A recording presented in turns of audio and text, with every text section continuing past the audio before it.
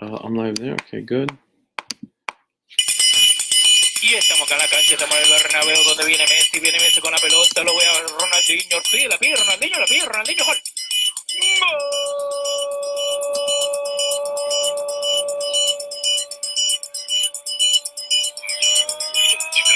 ¡Golazo!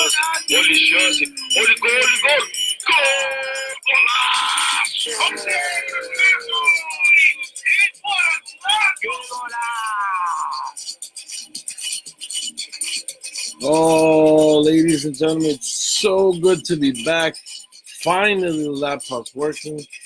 Man, I'm so excited because there's a lot of football to go around. We got to talk a lot of shit, you and me, whoever's listening to this, whoever's on Facebook Live, whoever's on Instagram Live. Thank you very much. Let's talk everything football, everything that's going around the world. And let's get started. Let me post this on Facebook. Okay, it's been saved. We're on Facebook Live. We're on Instagram Live. And notes is ready. Guys, ladies and gentlemen, welcome to episode 62. Can't believe I made this far, honestly. Jesus Christ, holy crap. That's a lot of episodes. And jump straight into it. Today, if you missed any football today, I'll tell you the two biggest news. Actually, three, actually. I didn't write the other third one down. Manchester City lift their sixth EFL Cup. They're back-to-back champions. Congratulations to Manchester City. Do I still despise you? Yes. Do I still sell your jerseys? Of course.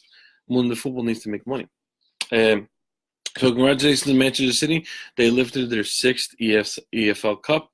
With this win, they actually surpassed Manchester United, who had 5 before this game against Chelsea, and now they're in second place, right behind Liverpool, which Liverpool has 8 titles. So, if you guys, if you watch the final, the EFL or the Carabao EFL Cup, I mean that's such a long title. If you watch the final, and you saw it the way I saw it, I was bored. I was bored the entire time. I mean, I'm not going to say that there wasn't any great or anything attractive to the game, but I was just like, oh, bro, when is someone going to do something? I was hoping for a fight at one point.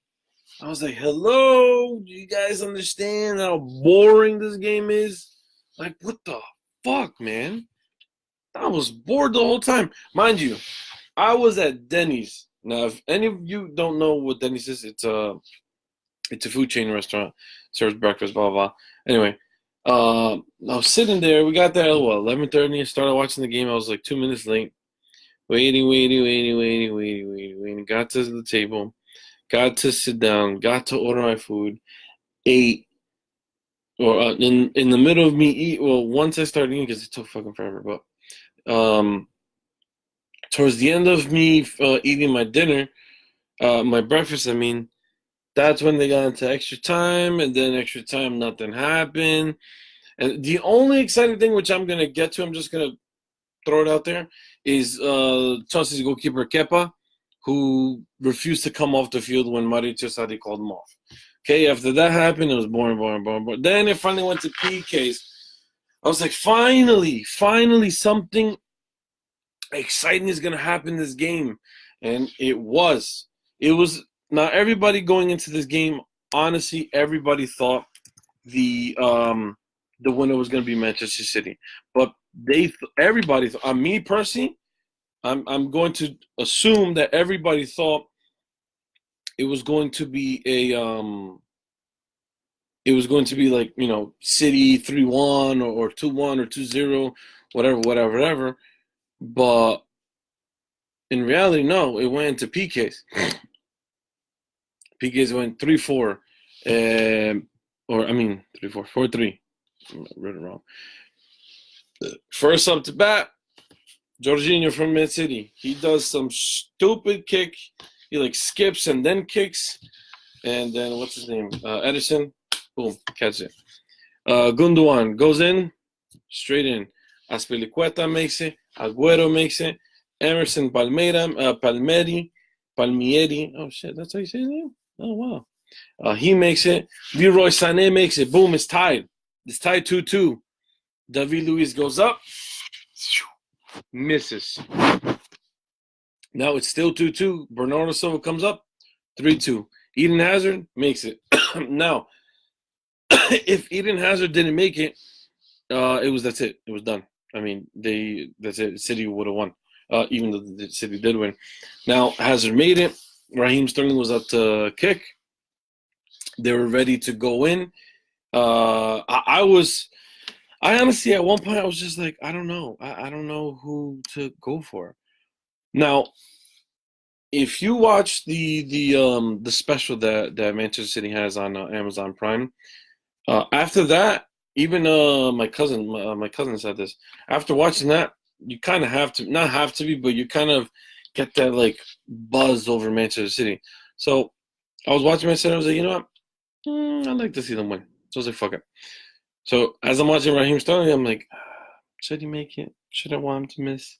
But it took too long to think that he ended up making it. So I was like, fuck it. 4-3, Manchester City wins. Back-to-back Carabao Cups. So congratulations to them. Now, I have something about Manchester City that I wanted to get into. But let's move on to the Kepa Arrizabalaga. Arrizabalaga. I guess that's how you pronounce his name. I don't know. He refused to come off the pitch. Mauricio Sarri called this up at the 29th minute in extra time. Okay, which is the second half of the extra time.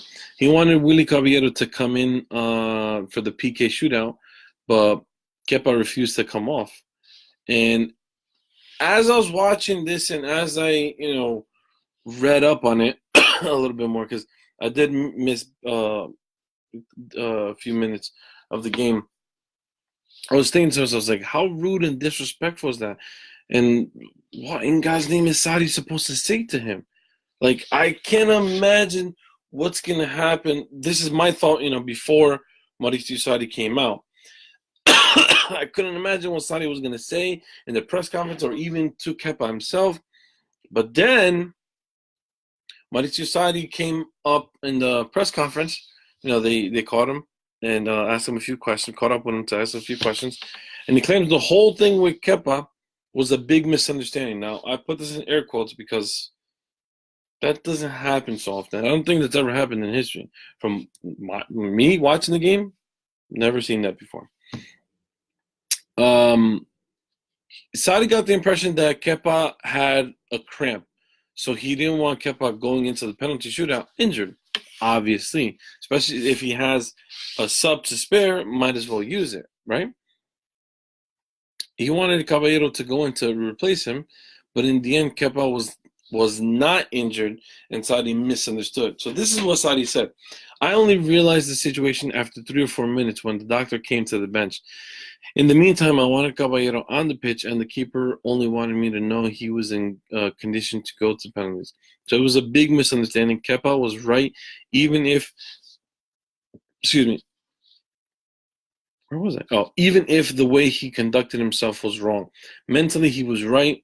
He was able to go to penalties, but I only realized everything when the doctor was able to come to the bench, not before. I was really angry.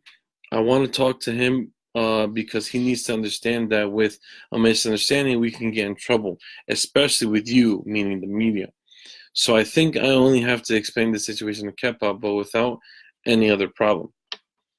Now, the question is, the big question that everybody's having, I know it's not me, was it a misunderstanding?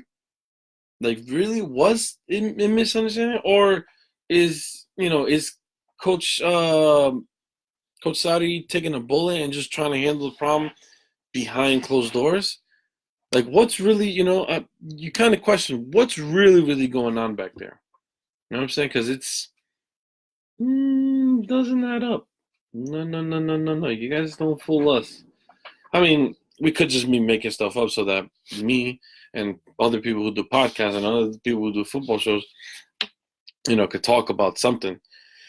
But honestly, I think after seeing how Sarri has been handling a lot of situations over there in Chelsea. It seems like it doesn't seem whatever he's saying about how Kepa thought he was injured, but I didn't think so. Blah blah blah blah. It doesn't. Doesn't seem like it.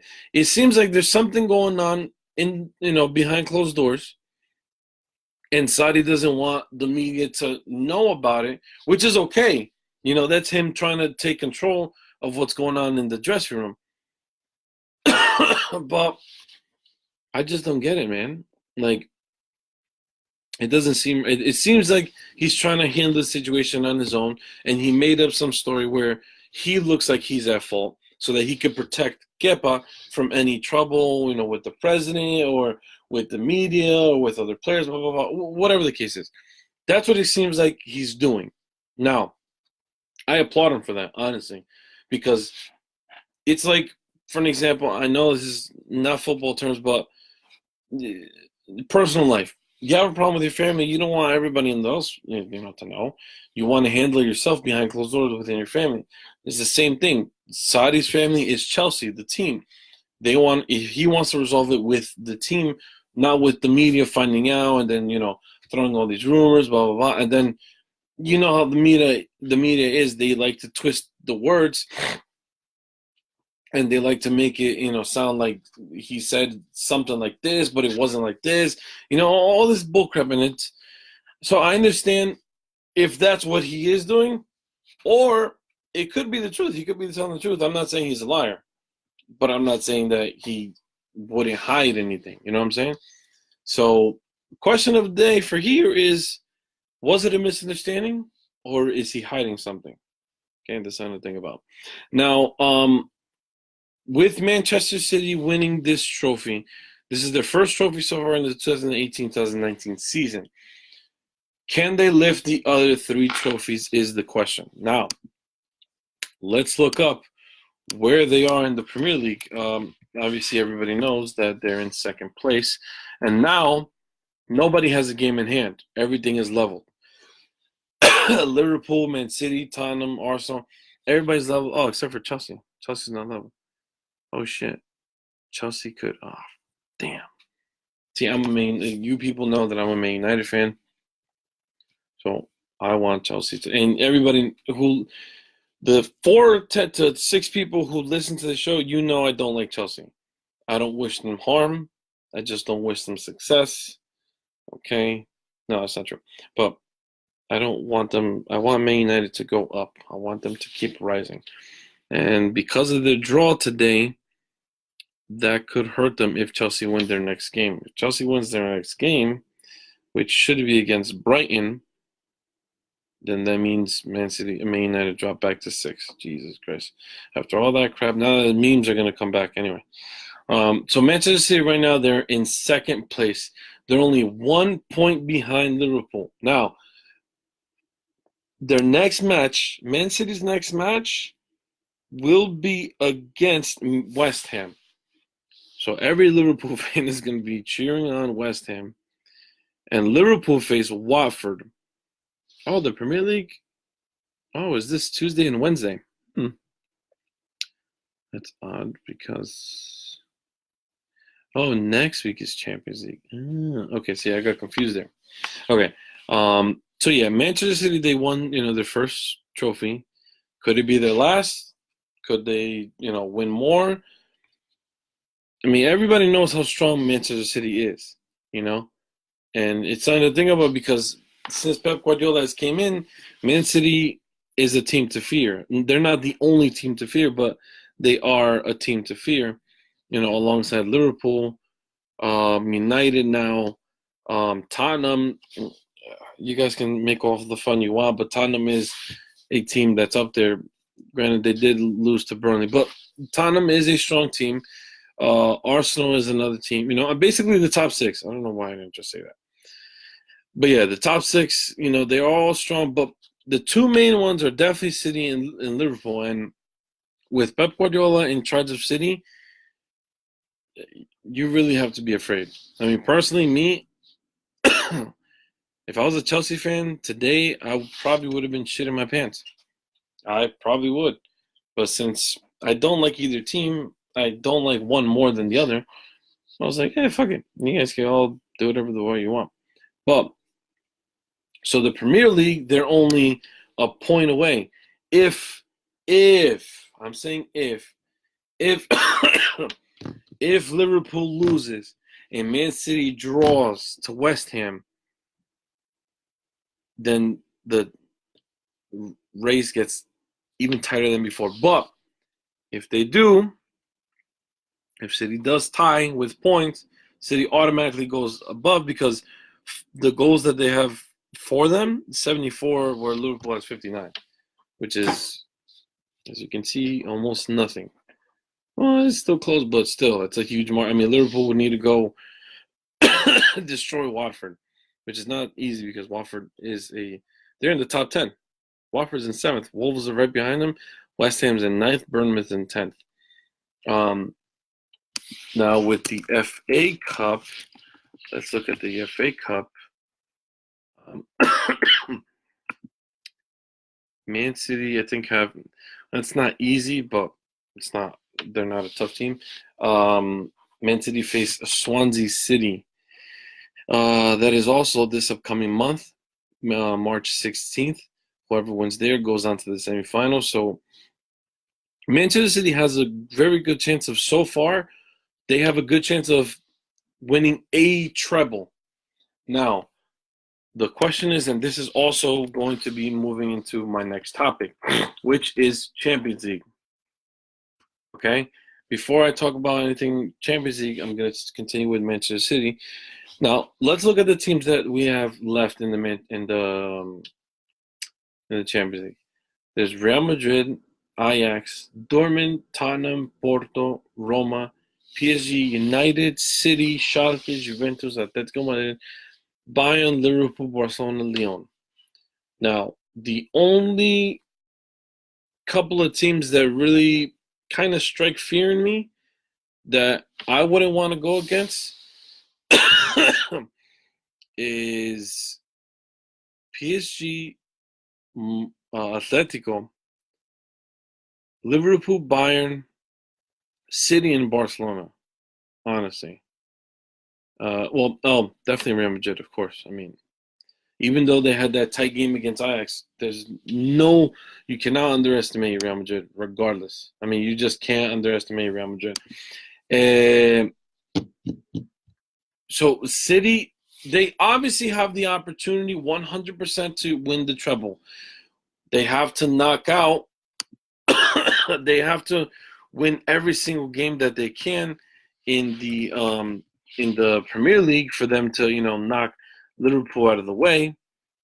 And then FA Cup, they need to defeat Swansea City. Then, depending on who goes between Watford and Crystal Palace has been doing good, so has Watford. So that's a game to watch in the FA Cup. Wolves have also been doing very, very well. United, they held their own against Liverpool today, which was a very, very tight game. It was kind of weird, but it was a good game. But at the same time, it was weird between Man United and Liverpool, which is also always a very, very good game. Doesn't matter for what competition, it's always a great game. So United Wolves will be, another tough game. Millwall Brain, honestly, I have no idea. I know who they are. I don't know how they're doing. But either way, Manchester City, they have to go through any of these teams. They got 2 more games to go. 3 more games, including the quarterfinals. So will Manchester City choke?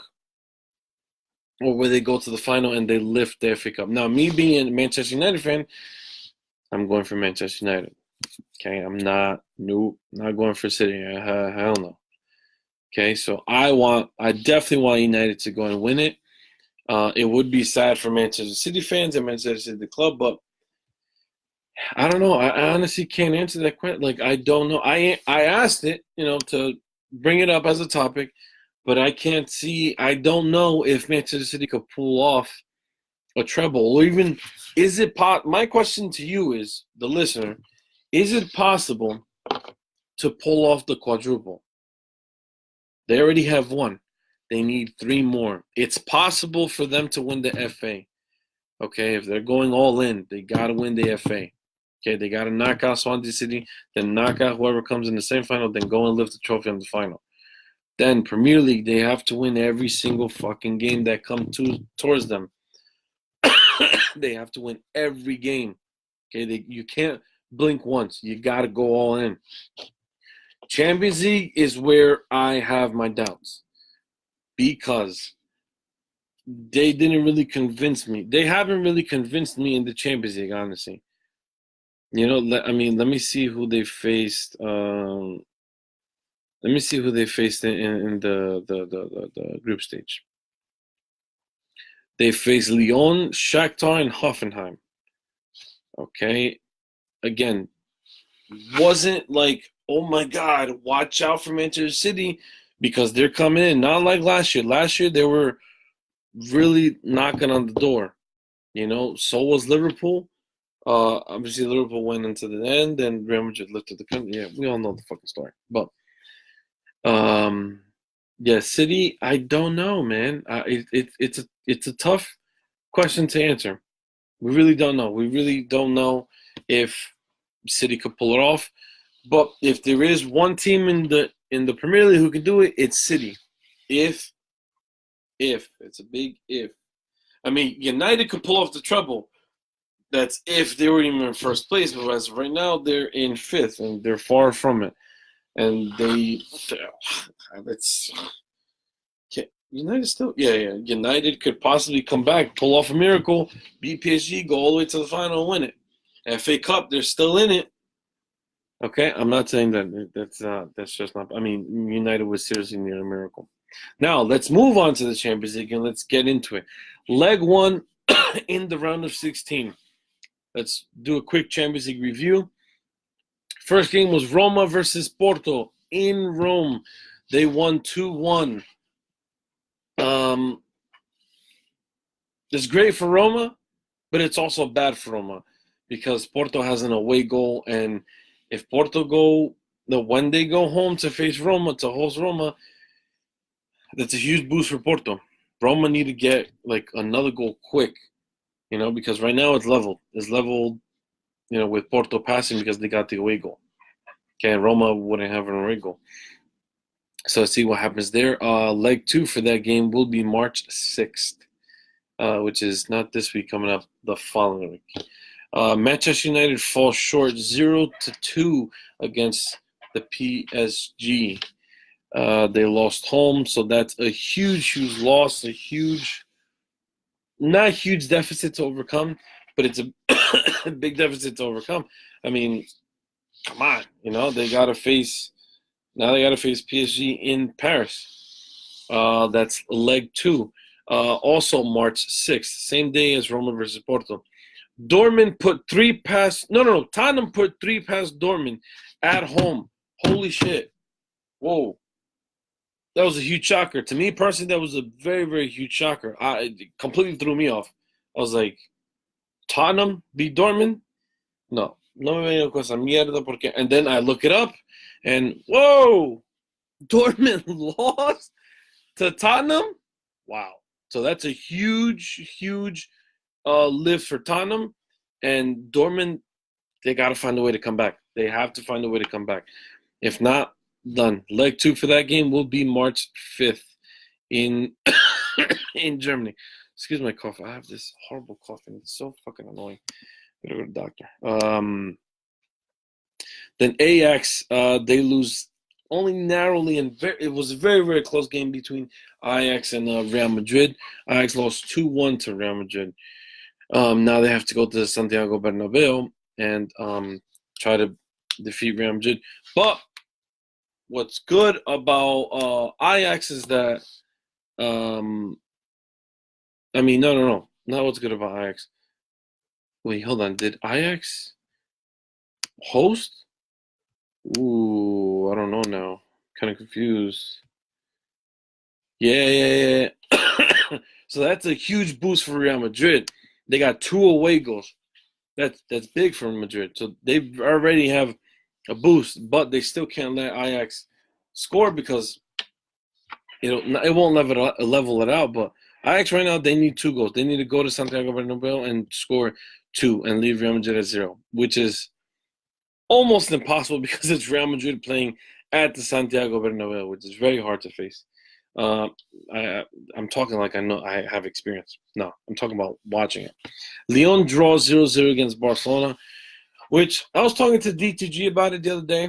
We had some downtime. We spoke about it, and I honestly, he was clearly saying that it's bad for Barcelona. Like it's very very bad.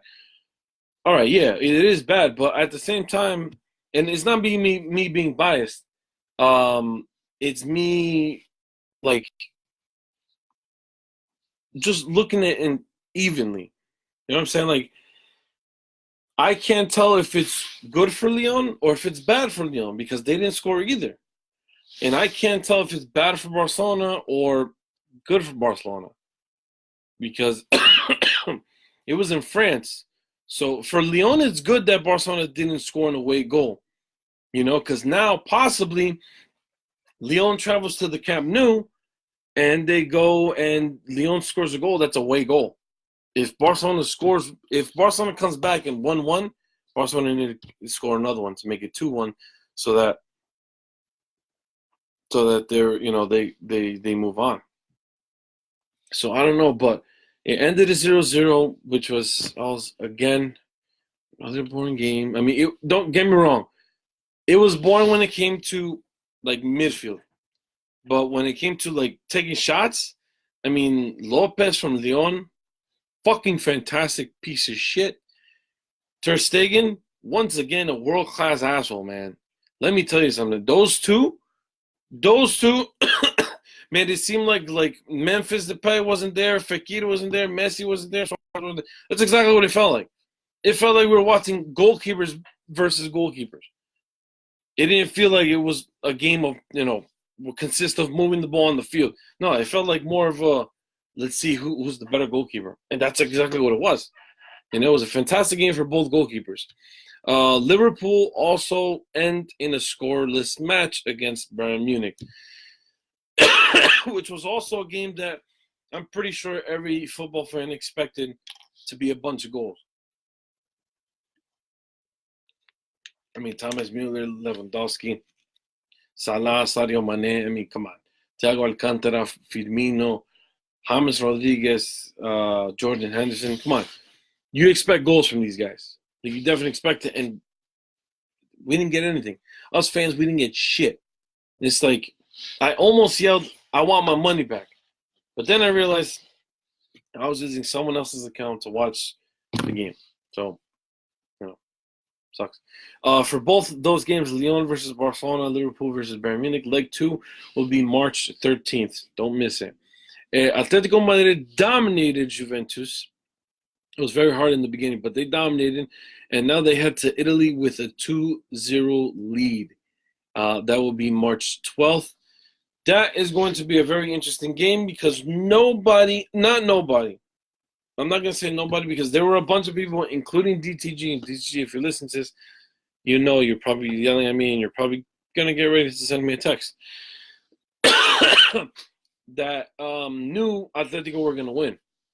Not that Atletico were going to win, but I'm pretty sure Atletico Madrid fans were like, yeah, we're going to win, we're going to win, we're going to win. But like DTG, he did say that they would put in at least one goal against Juventus. That's going to be a tough game because Atletico's not going to go down easy. If Juventus think they can, welcome Atletico in and think, yeah, we're going to let you just, do what you did in the Wanda Metropolitano. No, it's not going to happen. It's not going to be easy. But at the same time, Juventus do grow when they are home. Personally, every big team grow a lot when they're home. Especially when it's like, for an example, excuse me, I don't know why I purpose so much. That Barcelona versus PSG game, I mean, Barcelona grew immensely that game. Not because that they're Barcelona, put aside the fact that they're Barcelona, but those fans had a huge, huge, huge effect on the game. I mean, huge effect. Look at Real Madrid when they play home. big games when they play home, Real Madrid fans, they're the 12th man. You know, City when City plays home, United, Liverpool, all these big teams when they play home, it's a huge advantage. So, Juventus will be basically playing with an extra man. But Atletico Madrid, I personally feel like Atletico Madrid, they're so strong mentally that it won't affect them. But that's why I'm trying. I'm not trying to sell the game, but I'm trying to make sure you understand. This won't be an easy game. This will not be an easy game. You know, especially after watching leg one, leg two is going to be even tougher. Okay, so let's see what happens on March 12th for that game. And the last game, Schalke, they really fought hard. They were winning 2-0, if I'm not mistaken, or 2-1.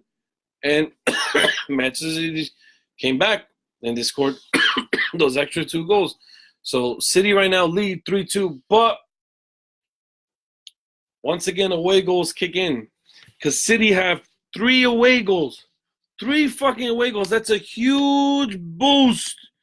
Does anybody understand? That's a huge fucking boost for them. I mean, if Man City go to the Etihad, not if, when City go to the Etihad and they hold Schalke, and City puts in like 2 goals, done. Done, because if they do, it's 5-2. You know, and City's not going to, again, when you play home, you grow. City right here, this team right here, let me see on Facebook. This team right here, they'll grow. They'll grow 10 times. They won't.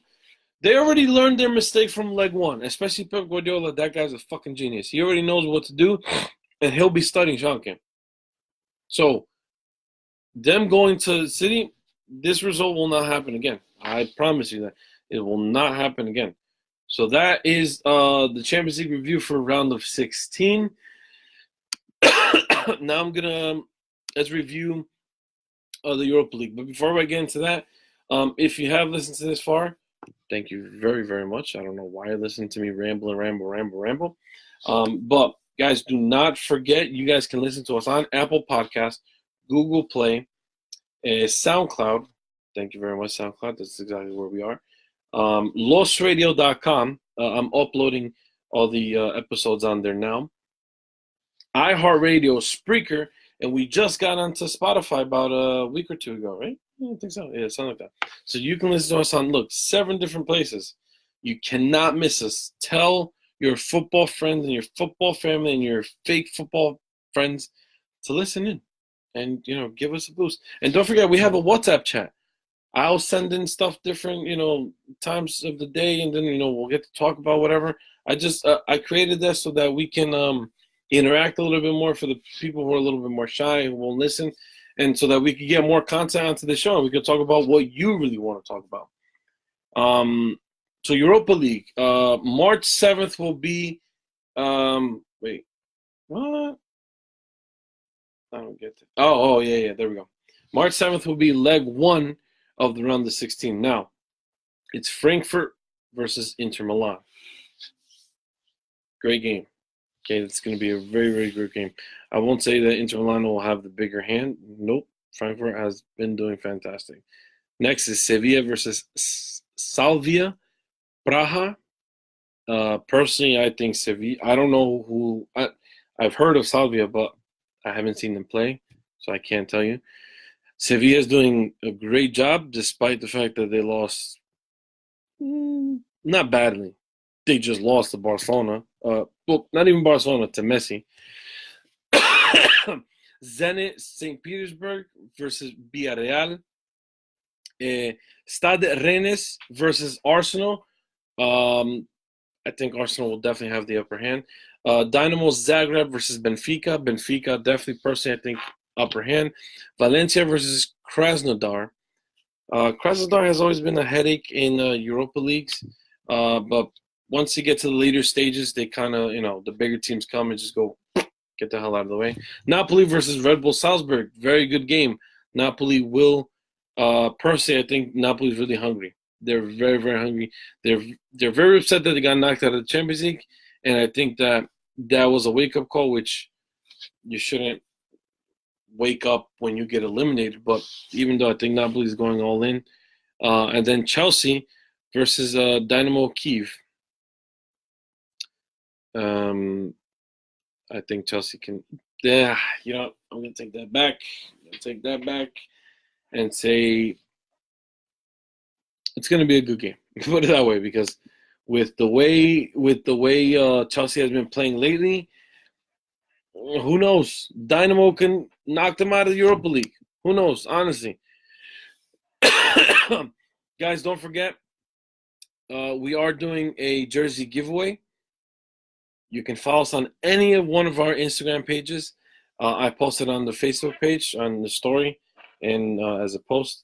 All you have to do is follow the instructions. You got to like the post. You got to follow the pages that are in the caption. And then on March 3rd, on this show, Golazo Football Podcast, I will announce the winner. And then I will send you a DM letting you know you are the winner. And then you will win the free jersey. You can pick any jersey you want, any of these bad boys if you want. Or if I don't have them here hanging, we'll get you that jersey. So like I was talking about Sevilla losing to Barcelona the other day, or Sevilla losing to Messi. Sevilla was winning 2-1, if I'm not mistaken. No, 2-0, right? You know what? Let me look it up, because I don't want to be wrong. I'm pretty sure it was 2-0. Sevilla versus Barcelona, yes. Yes, I know they won 4-2.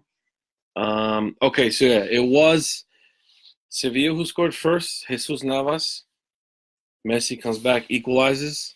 Then Gabriel Mercado, right before halftime, comes in, and it's 2-1, Sevilla's leading. Then out of nowhere,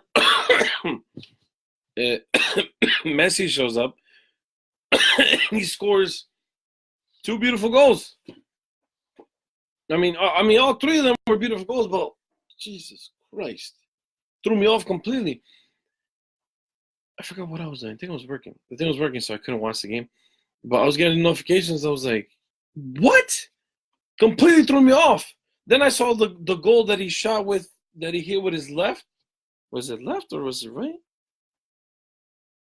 Yeah, it was his left. The way he came in, yeah. And he shot it kind of like Zidane. Zidane hit it outside the box. Messi hit it inside. Bro, beautiful fucking goal. Lady, beautiful fucking goal.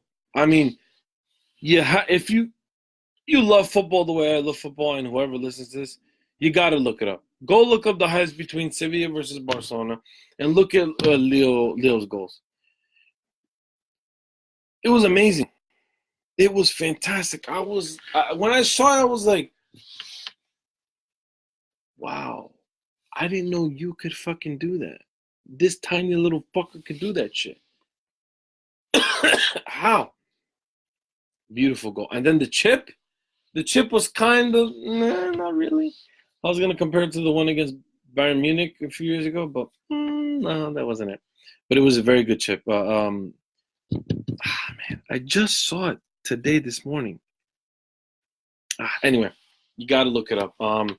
And he scored a hat trick yesterday. Guess what? That was his 50th hat trick in his career. He has 44 with Barcelona and 6 with Argentina. And while he was, making another record, Mbappe scored his 51st goal in League One. 88 appearances. He broke the record for being now the youngest. It's 20 years, 2 months, and 3 days is the new record that he broke. Before it was 21 years and a couple months, a couple days. I have no idea. So congratulations to Mbappe and congratulations to Messi for just, breaking another fucking record. I mean, that's what these fuckers do. They don't fucking get tired of it. And Mbappe, sooner or later, I don't know, just pretty soon, it's all going to be about Mbappe now. It's not going to be about Messi or Ronaldo anymore. Their names are kind of going. I saw a meme the other day where it was like, it's sad to see your idols go down or something like that, but then you have the kid, the golden kid or the golden boy shining. It's Mbappe, and it's true. I mean, Messi didn't score against Lyon. Juventus didn't score against Atletico. But Mbappe shined against United, and he continued to shine against PSG the other day. For PSG the other day in League One. I think it was today. I think it was today where he scored the 51st goal. Or if not, it was yesterday. I don't remember. Piqué hits out at Solari, head coach of Real Madrid, complaining about how Real Madrid will get one less day of rest ahead of their next fixture against Barcelona. Piqué hits out telling him, the last time they had an extra day's rest, we beat them 5-1. And once again, Piqué is out there just jabbing at Real Madrid like he always does. I mean, the guy has nothing better to do but just, make fun and poke fun at Real Madrid. I mean, that's exactly what the guy does best. That's exactly what he's best at doing. It's just making fun of making fun of Real Madrid. And to end, Morata ends his goal drought. Finally. My God. That even he said that. And when they came up to ask him how he felt. Gotta go to the doctor, man. He's finally ended his goal drought. He's so excited. He's so happy. He's finally scored a goal since arriving to his boyhood club, Atletico Madrid. He scored the opener at the Wanda Metropolitano Stadium against Villarreal today. At the 31st minute, he opened up the score.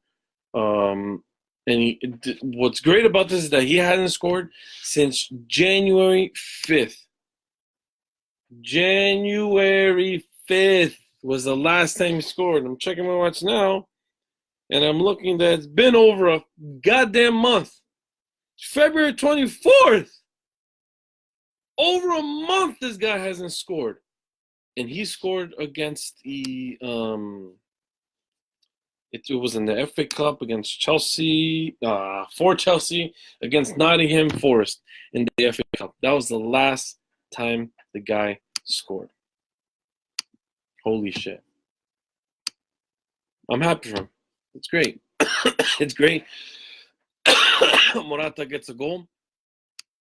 And on that note, I'll end episode 62 just like that, so that later on this week on Wednesday, we'll talk a little bit more.